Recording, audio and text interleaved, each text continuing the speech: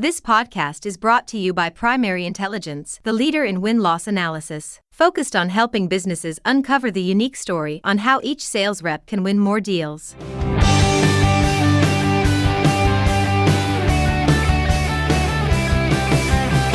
Hey everyone, and thanks for joining me on another rousing edition of Sales Intelligence Weekly, brought to you by Primary Intelligence.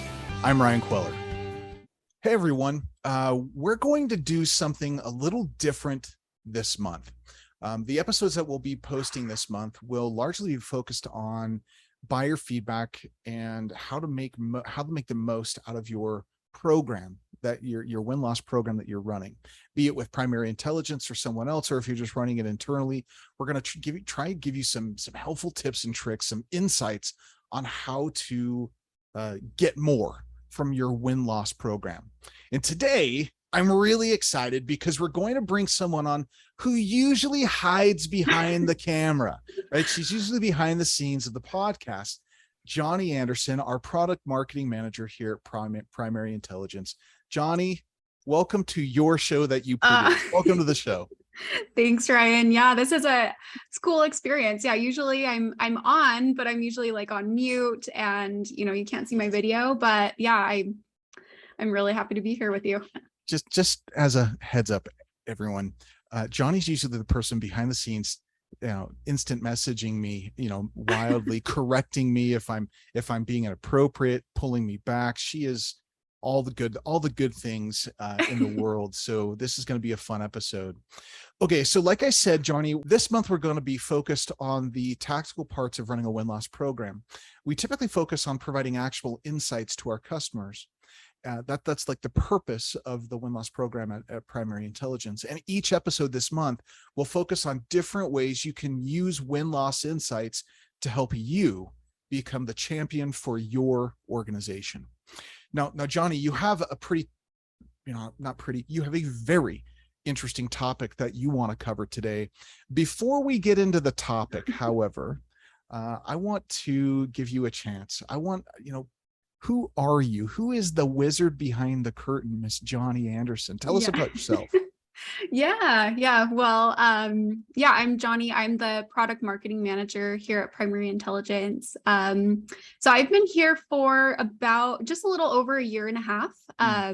And before that, I worked as a marketing manager at a previous company. And before that, I was really more involved kind of in the client success side. I was the director of client success at a previous company. So I definitely come more from like that, like customer success type background. And I moved into a marketing role because it was something I was really interested in.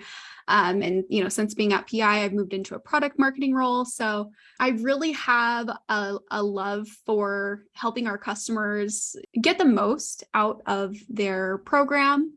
And I think product marketing kind of marries, the marketing side, but also, I get to be involved with CX. I get to be involved with sales, product, all of that. So that's a little bit about my career path. I'm based in Utah. I am a mom to two little girls, and that's a little bit about me. So, by the way, your family is about the cutest there is on planet Earth. I mean, you see the pictures, you're like, come on. Oh, thank you. So aside from having a beautiful family, you also engage in other fun activities. And I think before we started recording the show, I think you started to share with me what you did this last weekend. You did. It was what was it again? What did you participate in? I went to, so I love live events. I'm going to throw that out there. And when live event, doesn't matter what it is. Yeah, really. I mean, like festivals, concerts, like I really enjoy being with other people. I'm very extroverted. So, and I really kind of live by that mantra, like experiences are greater than things. Right. So, this past weekend, my husband and I actually went to Comic-Con, in Salt Lake. So it's a really good event, really great environment, really fun to see all the people dressed up and see all the different like artists that are there, and there's celebrity panels. And so it's a good time. Yeah. It's a great time. So, was there a particular, comic interest? Was there somebody you wanted to see, or your husband wanted to see? What was the driver? Yeah. So, I mean, there were some really great people there. probably the most exciting person for me that I was able to see was Skeet Ulrich, who was in Scream, right? We're getting into October. Well, by the time this episode releases, we'll be in October, right? So I'm a big fan of Halloween, like kind of those 80s slasher movies. So yeah, so he was really awesome to see. Oh man, 80 slasher movies. Freddy Krueger freaked me out when I was a kid. Yeah. When I was little, I watched Nightmare on Elm Street with my friend at a sleepover, and Oh no. it was awesome. Yeah. I still have nightmares. Okay, so Johnny, beyond who you are, thank you for sharing who you are. Tell us about our topic. What are we talking about today? What did you want to bring to the table? Yeah. So I think this is going to be a topic that not only our customers, but anyone who might be interested in running a win-loss program is going to be pretty interested in. So, internally, right, I am involved with our go-to-market strategy. I'm involved with our own internal win-loss analysis program for our deals. And I'm really, working to align sales, marketing, product, CX, and I work really closely with sales. So one thing that I've been seeing over the past couple of months, not only internally, but with our customers and in the market, is the power and effect that buyer feedback has on sales coaching. And so I'm really excited. We're going to dive into this today, go over some really great tips and tactics on why this is important. So yeah, excited to jump in. So this is actually a topic that you and I are both equally stoked on. Win-loss analysis by itself is fantastic, but really where you start to get return is when you start to introduce this idea of sales coaching, using data for sales coaching. So help me understand this. I want to understand your perspective. Why should sales coaches even care about buyer feedback, win-loss analysis and buyer feedback? Yeah. So I think kind of taking it back a step, I think that most sellers realize the importance of understanding your buyers, right? They realize it. They know, you have to understand a buyer's needs, what they care about, how you talk to them. But I think a lot of B2B organizations, they kind of lack a structure and a method for tapping into buyer feedback. And, this is solved with win-loss analysis, right? This is why we do what we do. For those organizations that do study past deals and they collect buyer feedback for their wins and their losses and their no decisions, I think there's a huge opportunity for sales coaches to leverage that buyer feedback to help their reps really, understand how they can win more. I'm going to preface this with, you should be using conversational intelligence. You should be shadowing calls. You should be looking at win rates. But I think as far as data sources are concerned, your buyer feedback, it's going to get you the most unbiased look into why you're winning and losing, right? It's a raw data source that you can look at and you can really leverage it. And if you've been following the podcast or following us on LinkedIn, you may have remembered a report that we've talked about before, but it talks about how in this recent study, right, 36% of losing vendors, they could have won a deal by making a change within the evaluation process, right? Buyers are telling these loser vendors this. And most often, those buyers describe missteps in the sales process or experience as the reason for lost business, right? Even above price or product features. But when you ask a sales rep, right, they're often going to blame their losses on something out of their control, right? So maybe it's, our price was too high. We were missing a product feature. We couldn't compete against a competitor in this, that, or the other. And, based on this study, that's not necessarily the case, right? The rep may have actually had more control over this deal outcome than they thought. And so, when this disconnect, right, between why sales reps think they lose and why they really lose according to their buyers, this is a scary place, right? This is where the revenue's lost. This is where the deals are lost. And so I think quotas are hit or missed. Exactly. Right. Yes. So I think as sales coaches, right, we have this opportunity to look at buyer feedback and say, okay, where can my reps be doing better? Right. And how can I empower my reps to do better? And I think when you empower that frontline sales rep, it only gets better from there. When you empower the individual and when you win as an individual, you win as an organization. So to answer your question, I mean, sales coaches should care about buyer feedback because that's who you're selling to, right? It's the actual experience with your buyer, and your buyers are going to tell you how to win more. And sales coaches can leverage that to, really create better coaching experiences for your reps. Yeah, I want to unpack something towards the beginning of your response to my question.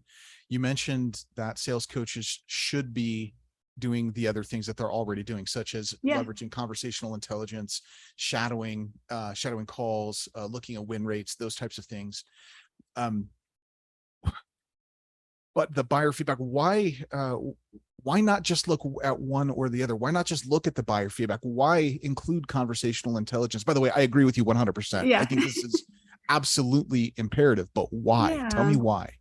Yeah, I think it's really important to be able to see multiple perspectives around why you win and lose, right? Like when you're looking at buyer feedback, you're getting the buyer's perspective, right? But when you're looking at like the conversational intelligence, or you are shadowing calls, or whatever, like the buyer feedback is going to tell you after the fact how that deal went, right? And it's going to tell you that buyer's perception. But by using conversational intelligence or listening into those calls, you're able to see the actual sales interactions, right? And you are able to see the intelligence around the sales interactions, which I think are also important, right? And I think that the two data sources, they go hand in hand, right? So and ultimately they should kind of back each other up in a lot of ways. So you're getting this more complete picture of what's going on in your deal universe. So I would use both for sure. Yeah, and we've gone as far as I think primary intelligence as a whole agrees with this wholeheartedly, so much so that we've integrated with Gong, right? Exactly. So yeah. we have a Gong integration where you can get the front end and then the buyer feedback on the back end. Okay, so let's talk about hurdles, right? We always on this show we tend to get to barriers and hurdles and those types of things. So what are some of the common barriers that sales coaches face with this stuff? Yeah. So we've talked about this on a few other episodes, right? One that always comes to mind is the one we did with Gerard Green from HighSpot, where he major shout out to our friend at Gerard. Yeah. Yep. Gerard's awesome. Where he talks about these biases that kind of manifest. What do you call them? He called them memes. He called them memes. Yeah. But yeah. It's like, he was talking about, it's the one big deal that you lost last quarter. It's the loudest voice in the sales room. And, it's that voice that says, oh, we didn't win because we didn't have this, right? Or we lose because of this, right? And whether or not there's multiple deals that counter that bias, right? Even though that bias might not be aligned with the data, those biases, they still manifest themselves on go-to-market teams. And I would say, like, it's not just overall, like at an organization level that they manifest. I think that each individual rep has biases around why they win and lose as well, right? And so as a sales coach, I think overcoming those biases, like it becomes increasingly important not only to do that like on the team, right? But also as you're working with that individual to say, hey, your buyer's saying that you're doing this, and getting the rep to see what they're really doing. So yeah, just overcoming those biases. And I would say that's probably like the number one barrier that sales coaches face. Do you have like a number 2 or 3? I mean, what other barriers are there? Yeah. So I think that the next thing would just be like uncovering who needs coaching and where they need coaching, right? Like, I think that's half the battle is uncovering, where should you spend your efforts as a coach?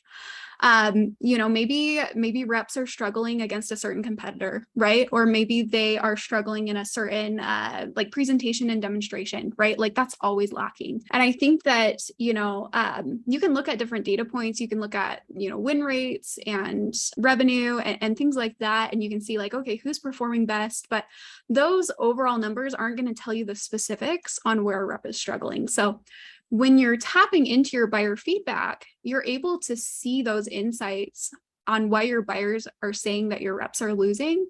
And that's just going to kind of back up your sales coaching as well, when you're able to use that buyer feedback and say, hey, this is what your buyers are saying, like what's really happening. Let's talk about this. If you have a weakness in this area, like presentation and demonstration, for example, like let's work on that together. And so I think the use of buyer feedback really helps to pinpoint who needs coaching and in what areas they need coaching. And I would say that, the third barrier here would be it's often a struggle in general, but especially in sales coaching, to get anyone to internalize feedback, right? Like if they don't No, necessarily, that's not an issue. Come on. I mean, yeah, if they don't necessarily see the problem, right? Or they don't necessarily believe that they have a problem, right? Like this is just human nature, but we don't want to hear that there's something wrong with the way that we're doing something. It's hard to get reps to internalize sales coaching at times. So I would say that's another common barrier that sales coaches face, is just, like, okay, you're giving this rep feedback. How do you make sure that it sticks? And we've talked about this before on the show, between the knowing and the doing, how do we make sure that that translates over so that the reps internalize it and apply it to their processes? yeah, humans really are really good at being change blind, right? So, in fact, I got a quote up here: "You don't see the anomaly unless it upsets your desired pursuit." And so Yeah. we don't tend to look for ways to get better until we have enough pain or enough damage, or we're not getting what we want. Then we tend to go start to look. So Yeah. internalization is always an issue. So you painted this picture that I want to just codify in my mind, and I Yeah. love this. Most sales coaches are also sales managers, right? Especially in Yes. smaller sales organizations. You've got these sales managers who have reports they got to do. They have, which means spreadsheets, and the aggregation of data across lots of their tech stack, that they have to go to all these different tech places to get this information, to produce a report on a weekly basis, on a monthly basis, on a quarterly basis, to send up the line to the powers that be, right? Yep. So they've got a ton of pressure there. They also have to manage people. They have to deal with those things. And oftentimes these sales managers that are also sales coaches also have to sometimes carry their own bag. They have a number. Yep. And so they have this job that people are asked to do is extraordinarily painful and difficult. Absolutely. It's dynamic, it's moving, it's constantly shifting. Yeah.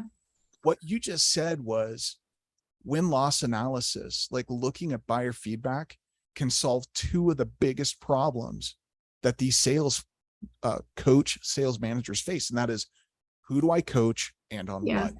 I love that. Did I understand that right? Absolutely. Yeah. Yeah. And I think the clarity that comes from that is so invaluable, right? And it's essentially like telling you where you're going to have the most impact as a sales coach. Exactly.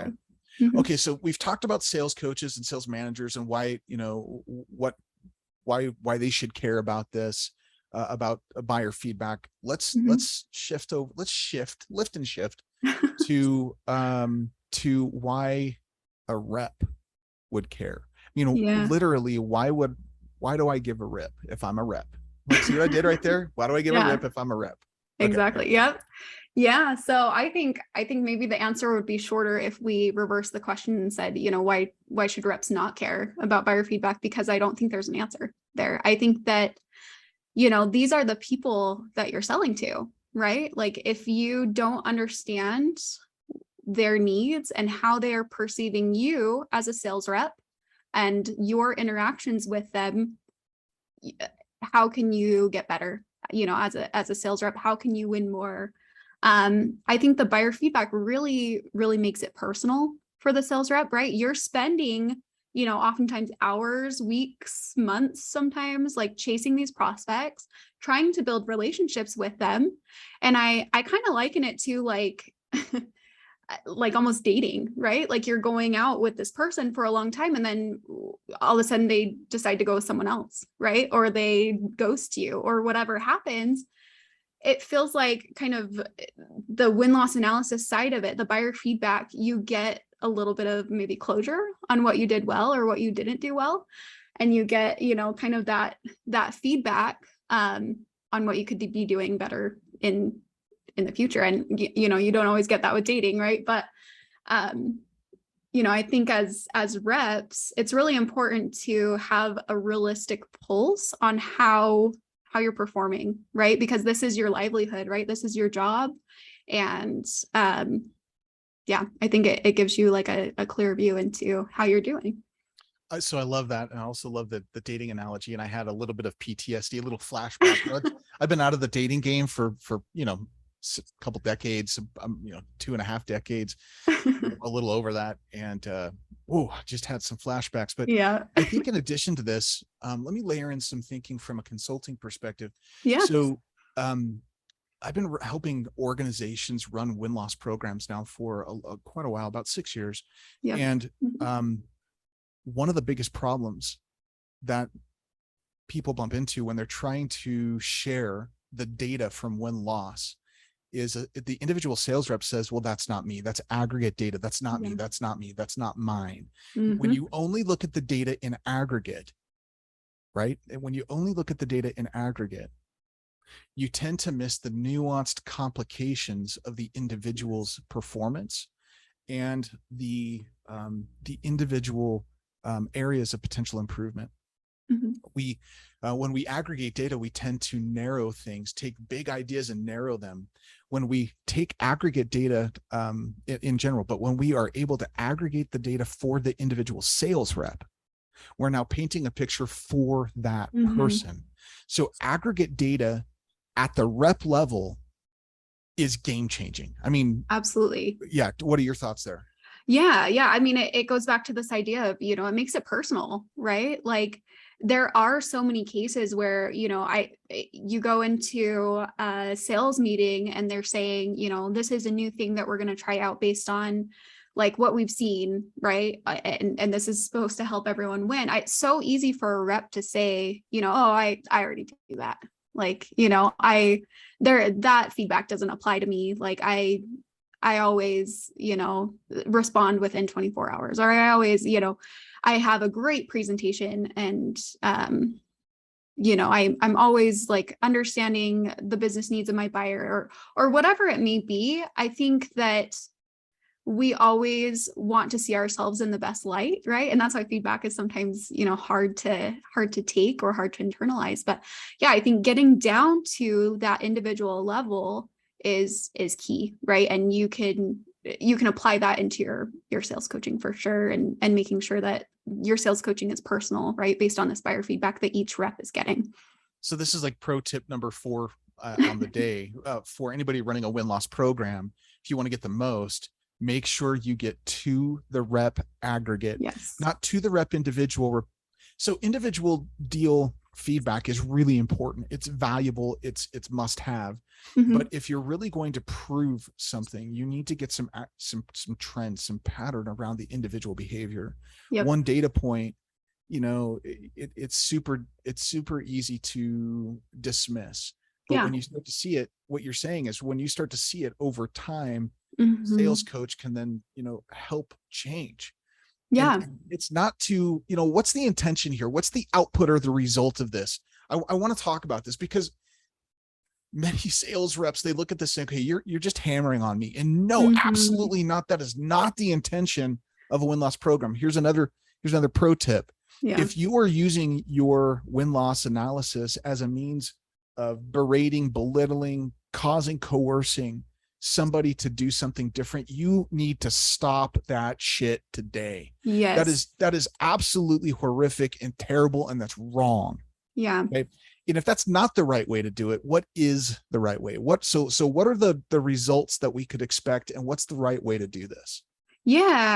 So no, I definitely agree with you. I think like a key thing to remember when you are using buyer feedback in sales coaching is to not focus on all negative, right? Like you need to have that balance of positive buyer feedback and negative buyer feedback. So you kind of asked 2 questions. Do you want to go into maybe the results first, or would you like to go into like the tactical things? Like, how do we do this? Yeah, maybe we get into the tactical first, and then let's get into the results. And you started to talk about it, the positive balance between positive and negative, why that balance. I mean, we've heard this in the past, but to tell us more about, why this. So I think, I mean, going along with that, right, using the positive and the negative, right? If you balance those out, I think no one wants to hear that they suck all the time, right? Like they need that positive reinforcement as well. So I think, as you are using these direct call outs from the buyer feedback to power your sales coaching and to back up your sales coaching, I think that, using both positive and negative is really important. And so that is something that I would do as I'm, working to leverage the buyer feedback. Use direct call outs. And if you are a primary intelligence customer, you can actually, hear that sentiment and the voice of your buyer if they have done a live interview or the online interview where you can hear the audio, which is really impactful, right? It's really impactful for that rep to hear after that deal has been closed, won or lost, right? Like, what is that buyer saying about me, right? And so I would definitely use those direct call outs from buyer feedback. And I think too, using those direct call outs, like there's this interpersonal dynamic that happens sometimes between sales coaches and sales reps, right? There's an existing relationship there. Sometimes it's good, sometimes it's bad. But I think that you could argue that it impacts the quality of coaching that a sales rep receives, right? So when you are using these direct call outs from buyer feedback or insights from buyer feedback, you're offsetting any interpersonal relationship that might be going on between a sales coach and a sales rep, right? And you're able to get down to a true, like, what is going on? Why did I win or lose this deal? What am I actually doing in my sales process that is impacting this deal outcome? So using those direct call outs, I think can, not only just show the rep like, hey, this is what your buyers are saying, right? It's inarguable, like this is what it is, but it also kind of offsets that relationship a little bit more to make sure that your sales rep is getting the most quality coaching. Yeah. So. And when you say quality coaching, I think what you're saying here is the quality of the coaching is to help them get better. Exactly. Yeah. People don't get better when all you do is browbeat them, right? Yeah. It's like that old adage. What does it go? It goes, the beatings will continue until morale improves, right? So like that doesn't work. That's antiquated management. It's terrible. And if you're doing that, you need to check yourself before you wreck yourself. I mean, it's really problematic that way. Yeah. So I think, as far as tactics are concerned, we kind of mentioned this before in the episode, but being able to see trends, right? Both at kind of the overall rep level, on the individual rep level, for your entire team, I think is really important. And the way to do that is to analyze more deals, right? So whether they're wins, losses, no decisions, you should be looking at all of those and trying to analyze as many deals as possible. And, not every deal is going to warrant an interview, right? Those are a live phone interview, right? Those are more likely going to be saved or, like really specific deals that meet certain criteria and things like that. But I think that running the analysis on all the deals that you possibly can, that is going to give you a holistic and complete view into your deal universe and what is going on with your wins and losses. And those insights are going to become so rich over time, right? You're going to be able to see those trends because you're analyzing all the deals for a particular rep. You have all of this feedback for that specific sales rep. So as a sales coach, I can look at that rep's deals. I can look at all the buyer feedback. I can see trends. I can pull from multiple deals, right? So that eliminates any of this whole like, oh, that's not my data, not my problem, right?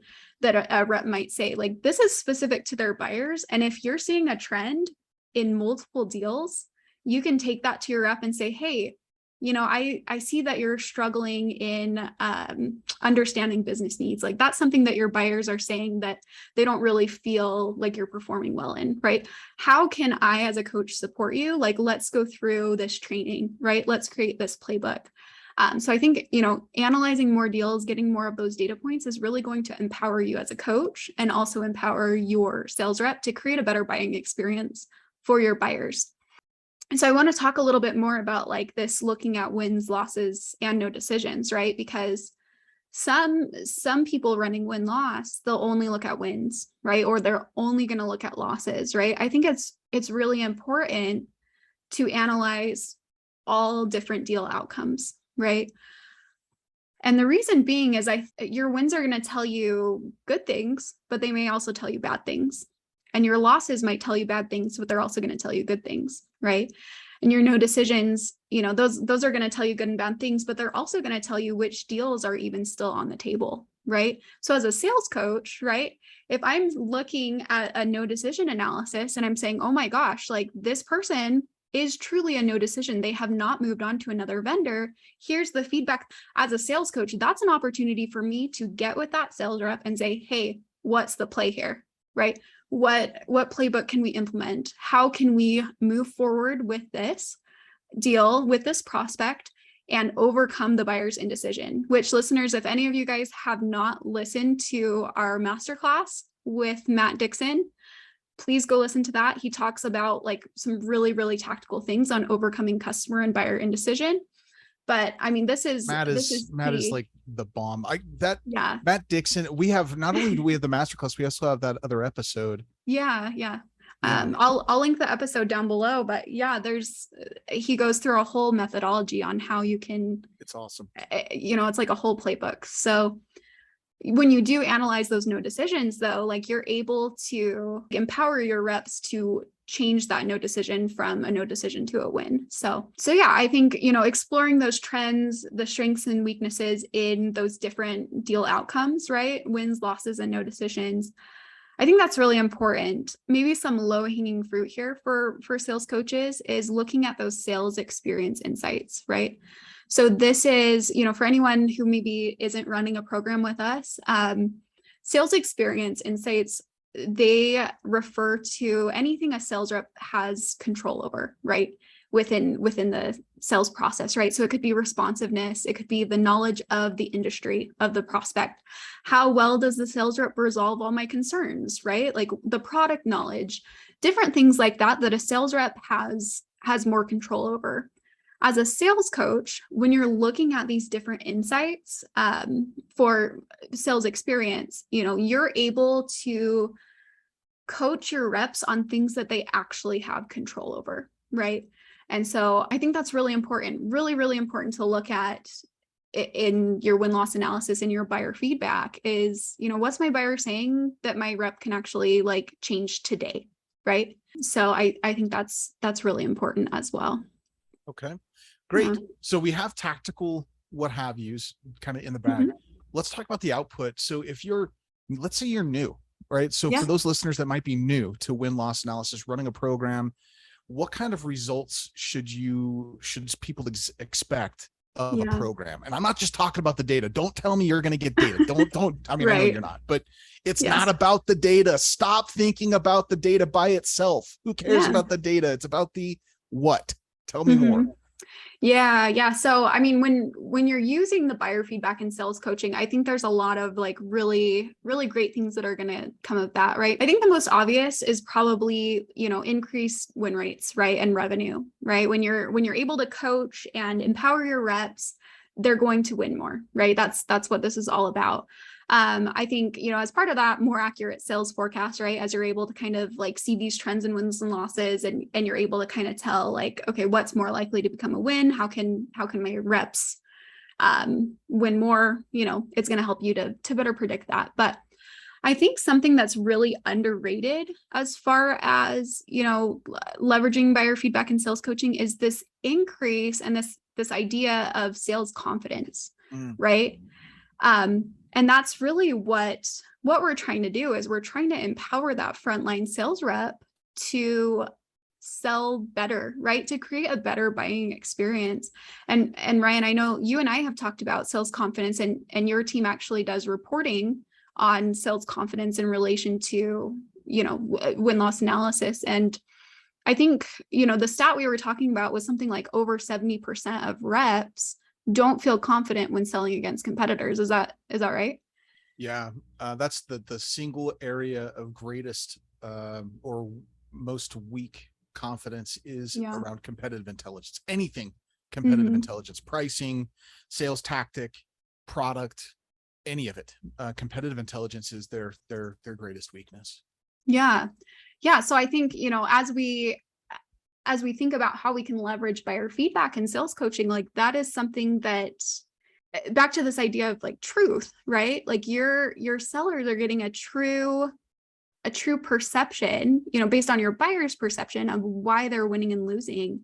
And they can identify those areas of improvement to help them win more, the areas that they need to build confidence in. And maybe, on the other hand, maybe they're really confident in their presentation and demonstration, but when the buyer feedback comes back, they don't do so well there, right? And I think it's a reality check or kind of a benchmark on how reps are really performing. And I think as a sales coach, you're able to take that information and empower your reps to win more. Yeah. The area where reps are most confident is in their own skill set, right? Mm-hmm. So I am most confident in my own skill, and I'm least confident understanding what's happening with the competitor. Yeah. What the interesting thing is, here's just a total side note.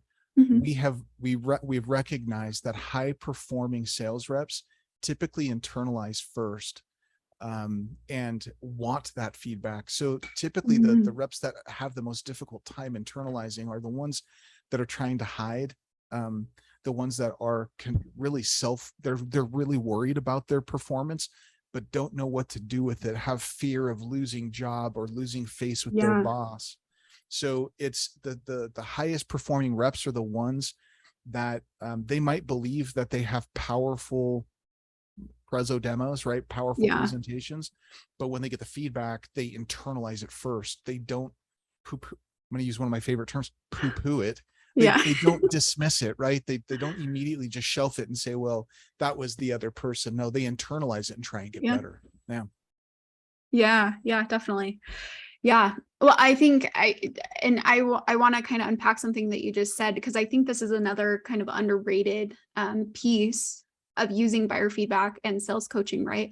Because the quality of your coaching will improve, right? Like you're going to be able to pinpoint those areas and create, coaching opportunities for your reps, right? So I think something that's a little bit underrated is like the improved job satisfaction of your reps, right? Like every rep is trying to win. And there's this motivation behind why they're trying to win, right? It could be commission, it could be to provide for their family, it could be, for like their own kind of, I want to win because I want to feel successful, or they might be wanting to go on a vacation, or, buying a new car, whatever their reason for winning is. It feels good to win. This idea of improved job satisfaction, right? Like as a coach, if you're able to help your rep win more, they're not going to want to leave their job, right? They're going to feel good where they are. They're going to feel like they are able to grow in their position and just, win more. So I think that improved job satisfaction is something that's really underrated, and an underrated benefit of sales coaching in general, right? Like as a sales coach, you have the opportunity to help your reps enjoy their job and to win. So another thing that I think is a benefit, but maybe people don't think about as often, is customer retention. So follow me here. Okay. So when a rep closes a deal, close one, right? We in TruVoice in our platform, we actually mark that as a strong win or a weak win, right? And that buyer feedback, I think, can be applied throughout different parts of the customer journey. So for example, if it's a weak win, maybe there were some concerns that weren't necessarily resolved, but that buyer still went with you, right? I think that is a great opportunity to ensure that your handoff and your implementation go incredibly smoothly, right? So I think, as a sales rep, as a sales coach, as you're working with these other teams that are going to be involved with this customer, I think that is a great place to, share share that feedback. But what I really want to talk about is this idea of, renewal, upsell, cross-sell, different things like that, because those are still, sales, right? And whether that renewal is done by the original sales rep or it's done by the CSM, or they bring in, some other AE, type position to do it, I think that original buyer feedback can give incredible insights to this renewal deal that you're working on, or an upsell or a cross sell, right? Your buyers are going to tell you things about their experience, what they liked, what they didn't like, any concerns that they had, right? And I think that it's really important to take that original feedback and make sure that, throughout the implementation, the customer experience, those needs are met. But then when you're going into these additional sales on this one account, you're applying that. You are, creating playbooks to ensure that the buying experience is going to be great and that you're meeting those buyer needs. So I think that's maybe something that a lot of people don't think about, right? Is using this buyer feedback throughout the entire customer journey. I think that's really important as well. So yeah, to your point, buyers are always buyers. If you think hey, they're here, it's not like you're married, it's not like, right. They can bounce at, well, gosh, I guess you could bounce from marriage as well, but you can bounce at any time. You can lose a customer at any time. In fact, if you're not continually looking to win over the customer, you are likely continually losing the customer. Yeah. And so you got it. I love that, Johnny. That's a brilliant idea. Okay. So we've talked about a lot of stuff, and for listeners, I hope you were taking very copious notes, because there was a lot in this episode. Let's boil it down to a starting point. If you had one piece of advice for our listeners on how to leverage buyer feedback and sales coaching, what's the one thing? Give us one. Yeah, it's a good question. I think I would say don't underestimate the power that the voice of your buyer has on your win rates. I think that oftentimes when people are running win-loss analysis, right, they forget who this is really meant to impact, right? And that is the frontline sales rep, right? They are the ones who are creating buying experiences with your buyer. They are the one resolving concerns. They are the ones facilitating the purchase, right? And I think that sometimes in loss analysis, we get so caught up in the reports and the analytics, the insights and things like that, that we forget the actual application of why we are running these programs, right? And I think that, as you're able to enable your sales reps to win more, you also enable your buyers to purchase, right?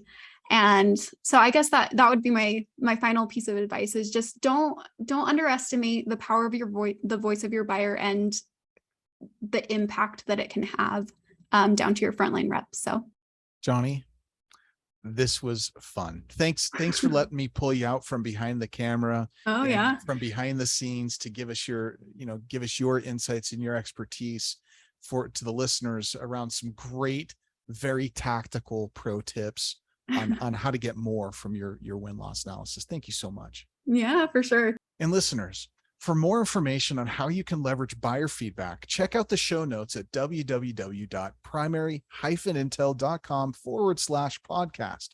And we'll see you next time.